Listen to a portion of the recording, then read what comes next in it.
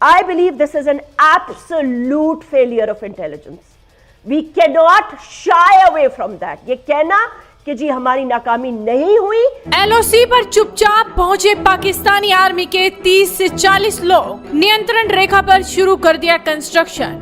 भारतीय सेना ने देखा तो कर दी फायरिंग, फिर दौड़ पड़े पाकिस्तानी। इंडिया आर्मी की तारीफ ही कर सकते हैं, पाकिस्तान आर्मी की तो बिल्कुल तारीफ के काबिल नहीं है जी। जैसे पाकिस्तान की तरफ से एलओसी के ऊपर कुछ मूवमेंट करने की कोशिश की गई, जहां पर वो एक बांडीपुरा सेक्टर के आसपास वहां पर एक जगह पे ये एलओसी पे कुछ बंकर बनाने की कोशिश कर रहे थे। चाइना पहले ही आपसे नाराज है, चाइना आपसे बार बार सिक्योरिटी मांग रहा है। एज वी स्पीक पिछले कितने दिनों में मस्तशुदा लाशें मिली हैं। बताया जा रहा है कि जिस इलाके में निर्माण किया जा रहा था वो आतंकियों की घुसपैठ की दृष्टि से अत्यंत संवेदनशील है।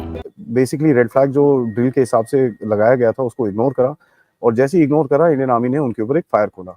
तो उसको देख के ये 30-40 जितने भी पाकिस्तानी हैं ये उठ के वहां से भाग खड़े हुए।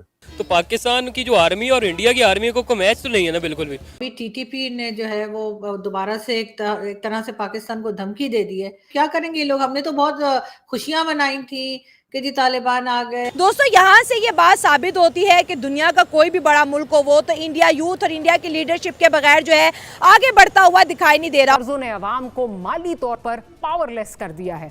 IMF के पिछले कर्ज की शराइत पूरी नहीं होती कि अगला प्रोग्राम और उसकी शराइत का बवाल खड़ा हो जाता है। क्या 75 साल जो हम देखते रहे अपनी आर्मी का हाल, क्या आगे कुछ बदलने वाला है या यही कुछ चलेगा?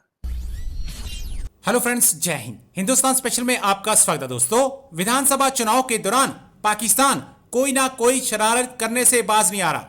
उत्तरी कश्मीर के गुरेज सेक्टर में शनिवार को नियंत्रण रेखा पर संघर्ष विराम की आड़ में नए बंकर तैयार करने के पाकिस्तानी सेना के षड्यंत्र को भारतीय सेना ने नाकाम कर दिया। भारतीय सेना के बंकर निर्माण पर एतराज जताने के बाद पाकिस्तानी सेना ने संघर्ष विराम का उल्लंघन किया। भारतीय जवानों ने भी जवाबी कार्रवाई कर न सिर्फ पाकिस्तानी बंदूकों को शांत कर दिया बल्कि निर्माण भी रुकवा दिया। एलओसी पर तनाव पैदा हो गया। सेना ने सभी संबंधित फील्ड कमांडरों को किसी भी आपात स्थिति में कार्रवाई का निर्देश दिया है। हालांकि रक्षा मंत्रालय ने संघर्ष विराम के उल्लंघन को लेकर देर शाम तक कोई आधिकारिक बयान जारी नहीं किया। आपको यहां बता दें कि 2 दिन पहले ही बांडीपुरा में सटे जिला कुपवाड़ा के अंतर्गत टंगडार व मच्छल सेक्टर में भी पाकिस्तानी सेना ने आतंकियों को 2 अलग अलग गुटों को भारतीय इलाके में सुरक्षित घुसपैठ करने की कोशिश की थी, जिन्हें जवानों ने विफल बनाते हुए 3 आतंकवादियों को मार गिराया था। टेढ़ा सा इंसिडेंट हुआ जिसके बारे में रिपोर्टिंग आई है। पाकिस्तान की तरफ से एलओसी के ऊपर कुछ मूवमेंट करने की कोशिश की गई, जहां पर वो एक बांडीपुरा सेक्टर के आसपास वहां पर एक जगह पे ये एलओसी पे कुछ बंकर बनाने की कोशिश कर रहे थे। नाउ ये बड़ी इंटरेस्टिंग सिचुएशन है क्योंकि एलओसी पे नॉर्मली इस तरह की मूवमेंट्स होती नहीं है, क्योंकि कहीं ना कहीं एक बैलेंस रहता है दोनों तरफ से, फायरिंग शेयरिंग भी हो, लेकिन ऐसे क्लोज अप्रोचेस एलओसी के जो बॉर्डर फेंसिंग है उसके पास नॉर्मली नहीं होती है। सो एक नई डेवलपमेंट है। देखिए, बांडीपुरा सेक्टर के आसपास यहाँ पर एलओसी के आसपास पाकिस्तानी एक बंकर बनाने की कोशिश कर रहे थे। इंटेलिजेंस जो आई उसके हिसाब से पता चला कि भाई 30 से 40 पाकिस्तानी वहां पर सोल्जर्स कंस्ट्रक्शन मटेरियल लेके उस तरफ अप्रोच कर रहे थे। जब वो वहां पर अप्रोच कर रहे थे, हमारे को जैसे जिस तरह से इंटेलिजेंस थी, हमारी फोर्सेज ऑलरेडी रेडी थी वहां पर, एंड उन्होंने उनको वार्निंग करा कि भाई इस तरफ मत आओ।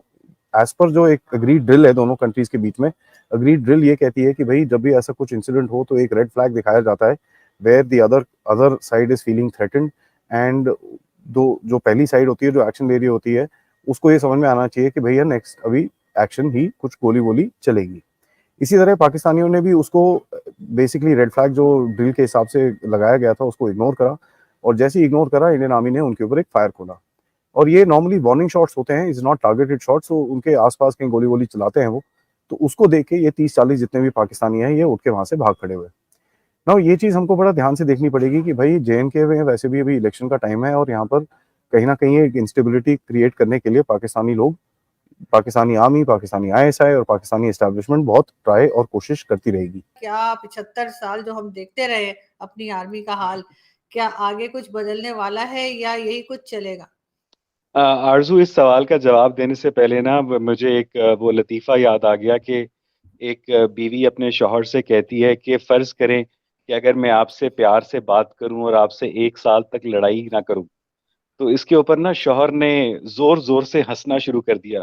तो बीवी ने कहा क्या हुआ है? तो कहने लगा मुझसे तो फ़र्ज़ भी नहीं हो रहा। तो ये जो बात है कि हमारी जो मिलिट्री इस्टेब्लिशमेंट है वो सियासत में मुदाखलत नहीं करेगी। तो आपको अच्छी तरह याद होगा कि जब जनरल अशफाक परवेज कियानी का दौर आया था तो बाकायदा अखबारों में हेडलाइंस लगी थी कि जनाब आईएसआई का पॉलिटिकल विंग ख़त्म कर दिया गया है, आइंदा से किसी किस्म की पॉलिटिकल इंटरवेंशन नहीं होगी, कोई किस्म की हम सियासी मुदाखलत नहीं करेंगे। तो उसके बाद आपने देखा कि खुद बाजवा साहब ने इस बात का एतराफ़ किया कि वो फरवरी 2021 तक एक्टिवली पॉलिटिक्स में इन्वॉल्व रहे हैं। अगर ये एतराफ़ किसी दूसरे मुल्क में किया जाता तो शायद उनका कोर्ट मार्शल होता, लेकिन बदकिस्मती से हम एक ऐसी जगह पर रहते हैं जहाँ पर डेमोक्रेटिक रिवायात के कोई वो है। और दूसरा, बाजवा साहब ने एक और बात की, सिर्फ उन्होंने ये कहा कि जनाब अब हमने इंस्टीट्यूशनली फैसला कर लिया है कि अब हम सियासत से दूर रहेंगे, और साथ उसी तकरीर में कह रहे हैं कि हमने अस्करी सिफारतकारी की।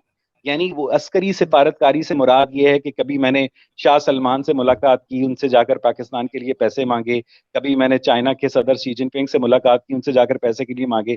तो इसका मतलब ये है कि अगर आप अस्करी सिफारतकारी कर रहे हैं तो आप पॉलिटिक्स में इन्वॉल्व हैं, आप इंटरनेशनल पॉलिटिक्स का हिस्सा हैं, और जब आप इंटरनेशनल पॉलिटिक्स का हिस्सा हैं तो आप पाकिस्तान की नेशनल पॉलिटिक्स का हिस्सा कैसे नहीं होंगे, जब इंटरनेशनल पॉलिटिक्स आपसे वादा लेती है कि आपने नेशनल पॉलिटिक्स को कंट्रोल करना है। अगर तो मैं मान लूंगा जनरल आसिम मुनीर से कोई जापान का सफीर मुलाकात नहीं करेगा, यूरोपियन यूनियन का सफीर मुलाकात नहीं करेगा, लेकिन आज आप देखें कि उनकी जो आज स्टिक की पकड़ाने की तकरीब हुई है ग्राउंड में, उसमें गैर मुल्की सफीर भी खड़े हुए थे, उसमें मिलिट्री अताशीज भी थे। आपने कभी इंडियन आर्मी चीफ को ओहदा बदलते हुए देखा है? मुझे जनरल बिपिन रावत ने जब जनरल नए आर्मी चीफ को दिया था तो एक ऑफिस में खड़े होकर स्टिक उन्होंने पकड़ाई थी, तस्वीर खींची, दैट्स इट। और जो पॉम्प एंड शो हमने आज देखा है, वो एक सरकारी अफसर की तब्दीली है, और उसको पूरे पाकिस्तान में लाइव ब्रॉडकास्ट किया गया। मुझे नहीं लगता कि फौज जो है उसने माजी की गलतियों से कोई सबक सीखा है, जिसका मोस्ट रिसेंट एग्जाम्पल आजम सवाती का दोबारा से उठाया जाना है। आरजू बिल्कुल, लेकिन अब आगे होगा क्या? आजम स्वाति साहब को मतलब छोड़ देंगे या वही सॉफ्टवेयर अपडेट जो किया जाता है वो होगा? साथ साथ अब कमर जावेद बाजवा साहब, जनरल कमर जावेद बाजवा साहब के एसेट्स की भी बात हो रही है, और अहमद नूरानी की एक रिपोर्ट भी आई है, उस पर क्या कहेंगे? और इससे पहले हम आसिम सलीम बाजवा की रिपोर्ट भी देख चुके हैं जो उन्हीं जर्नलिस्ट की बनाई हुई है। बात है कि बार बार रियासत मदीना की बात की जाती है, बार बार इमरान खान का तो ये एक टैग लाइन है, बार बार इस्लामी रिवायात की बात की जाती है। लेकिन मजे की बात यह है कि इस्लामी रिवायात में आप खलीफा से चादर का हिसाब तो ले सकते हैं, लेकिन आपने इस बात को असर्टेन किया है कि आप सिपा सालार से और काजी से उसके असासों का हिसाब नहीं ले सकते। मुझे नहीं पता इस बात में कि अहमद नूरानी साहब की रिपोर्ट में किस हद तक सदाकत है। वैसे तो वो एक क्रेडिबल जर्नलिस्ट हैं, लेकिन आप एक मिनट के लिए फर्ज कर लीजिए कि अहमद नूरानी साहब गलत कह रहे हैं, लेकिन बारे सबूत उसके ऊपर है जो इस बात का दावा करे।